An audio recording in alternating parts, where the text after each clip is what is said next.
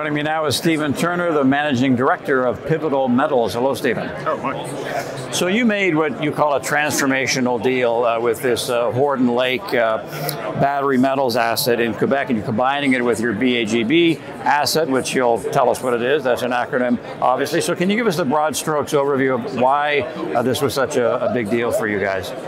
Yes, look, so Horden Lake was transformational. What we did is back in around May of last year, we said that we are going to start to focus a lot more on Canada. We made a deliberate choice to look at commodities around the world, those that had a good deep market, had a very bullish outlook.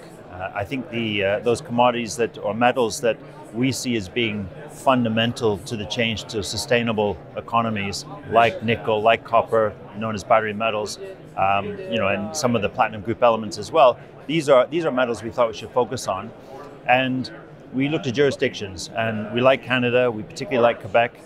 Quebec offers a lot of benefits and incentives, and so we thought that would be the place to focus.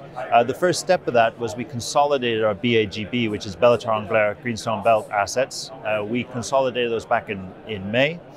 We doubled our position. We already had a position there in the Midrim La Force claims, and we added a Loretta and a lot in Lorraine claims to that, doubling our size, doubling our number of targets. So we really were building quite an exciting position. This is high impact, very, very impressive looking opportunity in the BAGB. And then we came across Horden Lake, and Horden Lake is a defined project. It's got a deposit. It's a copper nickel deposit with a good range of multi-elements. It was there available for us to pick up, and we thought that really cemented this pivot to this new focus, hence the new name as well of Pivotal Metals. Right. So you've got a drilling program lined up. You're looking to define the resource, and you're also going to be targeting cobalt, gold, silver, platinum group metals as well. Yep. So can you elaborate on the strategy? Yeah, so when we acquired Horden Lake, we picked up all the data, and we reran the resource, and the deposit benefits from 52,000 meters of drilling on it. This dates back to the 1960s when Inco discovered it, and then subsequent programs. We have those data points. Inco, when they did their initial drilling, really focused on nickel and copper only. And so therefore, only the latter drill programs include the cobalt, the silver, the gold, etc. that we know is there. And so when we ran the resource, we weren't able to include all that into our 28 million ton, 1.5 copper equivalent resource calculation. So we've designed a program of about 7,200 meters where we'll go back in and we'll drill those areas that Inco drilled previously, really to fill in that knowledge of the other metals. And we know from intercepts that there are very, very good grades of gold, there are good grades of cobalt and of silver that are not yet in the resource. For example, we're seeing 20 to 40 grams per ton of silver. We're seeing 200 to 500 parts per million of cobalt. And our gold that we have included in the resource amounts to 66,000 ounces, but it only represents 40% of the resource. So if you scale that up, you're already looking at 166,000 ounces. That's a good sized deposit alone, let alone the 62,000 tons of nickel we have and the 200,000 tons of copper we have in that resource. So the resource has a lot of potential to see the size of it grow and the grade of it increase. And that's where the focus is going to be going forward, to really better define that, and tied into that will be some metallurgical test work. Now you're looking to fast track Horden Lake to a pre-feasibility study, and in part because you have this historical data that you've been referring to. So you've got that, and you're combining modern techniques as well. So how important is the data that exists? It gives it an enormous head start.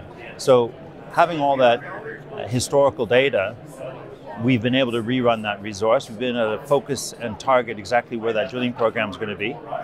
We also were very fortunate that we got hold of an initial metallurgical test work done on the 2012 drill program. So we've already got some direction and guidance as to where we need to focus for our recovery work, test work.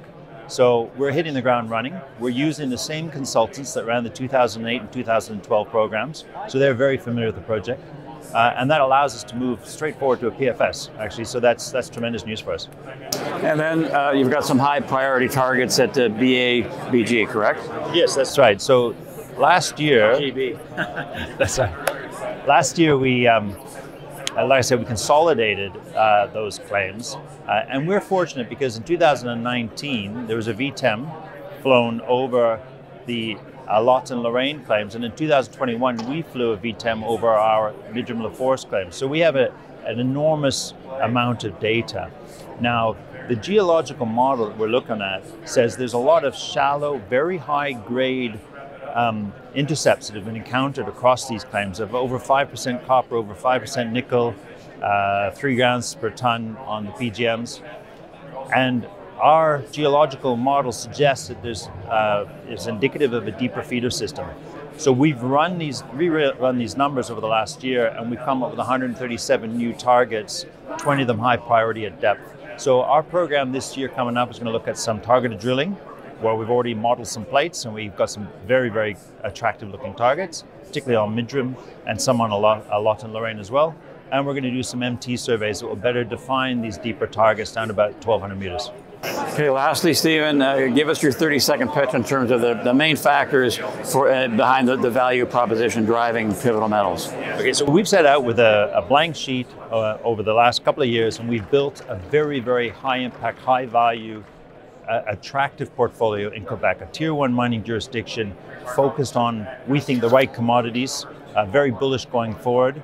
And we have an exciting program going forward, which is going to give regular news flow to shareholders. So we think it's a great prospect for those who are coming on board. Very good. Thanks, Stephen. Thank you. All right. Thanks for updating us. That is Stephen Turner, Managing Director of Pivotal Metals.